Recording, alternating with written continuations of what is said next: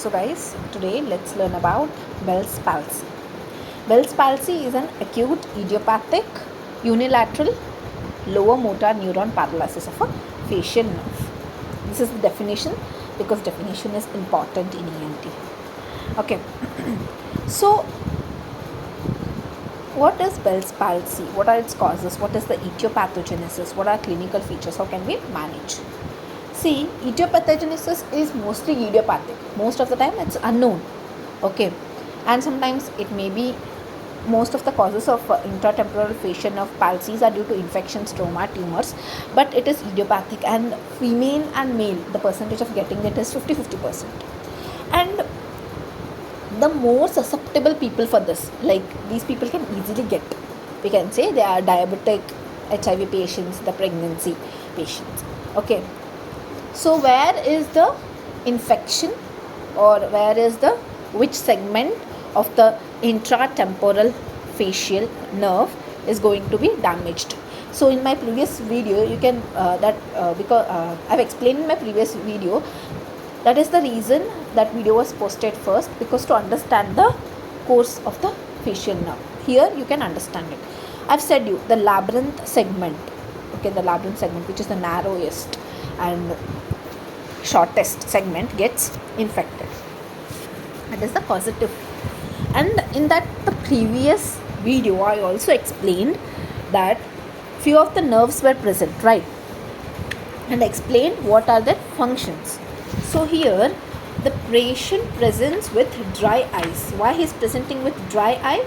Because greater superficial petrosal nerve is affected.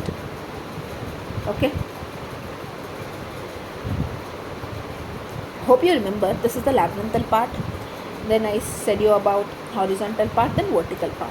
Then I showed here is greater suprapetrosal nerve. And I explained you the functions of it, about lacrimation, nasal palatine secretion, and if it gets damaged, abhi labyrinthal segment is damaged, so all the further clinical features are these only, all the nerve supplies. So that previous video was very important, so that is the reason why I posted it before posting this video. So what was there? The patient presents with dry eye. Okay. Next, here labyrinthal part is affected. Then nerve to stapedius is also affected. Where the nerve to stapedius comes, it comes here in a vertical part. So what happens? Hyperkeratosis. Why? Abnormal high perception sounds can be heard. Then chorda tympani, which comes here, is also affected. When this part is affected, obviously all these functions part are affected. These are going to be the clinical features. That is the reason you have to understand basic to know these. Okay. Then obviously the taste sensation, there is loss of taste sensation, and you can see that the patient presents like this. Okay. This is the way the patient presents. What are two more important clinical features are Bell's phenomena. This is Bell's phenomena. Can you just see? This is Bell's phenomena. It is the close eyeballs. When you try to close the eyeballs, they turn up. This is Bell's phenomena, which is seen in Bell's palsy. Then other one is tear overflow. You can see the tear overflow. I said here dry eyes. Then what is the concept of tear overflow? See, we know there is motor palsy here. Motor palsy of a lower lid gets motor palsy because there is defect in the lacrimation and everything. It leads to ectoprion. Due to ectoprion, there is pooling of all the secretion, and after some times there is overflow of the secretion. So this is called as tear overflow. And there is dribbling of saliva can be seen, pura asymmetrical faces, loss of wrinkles, ability to close eyes, tear overflow. These are all facial asymmetry. These are all the features you can see in clinical features you can see in facial nerve. And management, see, it can be managed. Okay, it's not like this is permanent, it can be managed. How? First, let me take care of this eyes.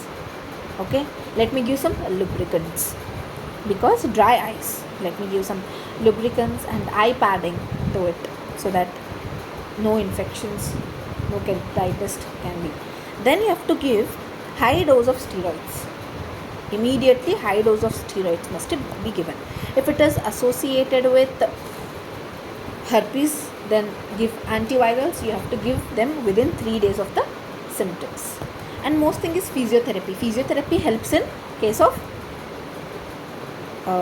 facial Bell's palsy, because it helps in nerve stimulation. Then we can, if all of this no work, trying all of this there is no work, then what you have to do, you know it is due to labyrinthine segment is mostly being affected. So what you do decompression of the labyrinthine segment.